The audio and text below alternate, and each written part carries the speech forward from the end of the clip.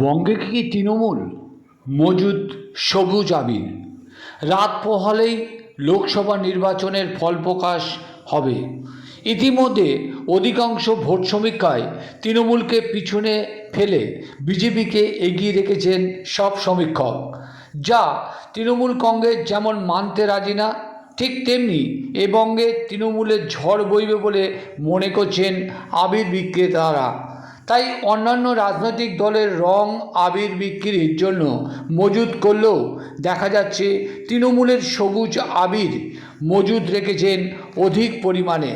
সবুজ আবিরের ব্যবসা ভালো হবে বলে এমনই মনে করছেন তারা। এখন দেখার ভোট সমীক্ষায় ঠিক না ব্যবসায়ীদের ধারণা এবং তৃণমূলের ঝড়। অপেক্ষা আর মাত্র কিছুটা সময়, আর মাত্র কয়েকটা ঘন্টা পরে বোঝা যাবে কোন ঝড় বইবে, সবুজ না গেরুয়া।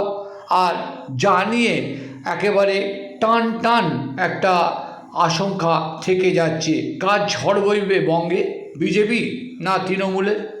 শুধু সময়ের অপেক্ষা, আর মাত্র কয়েক ঘন্টা।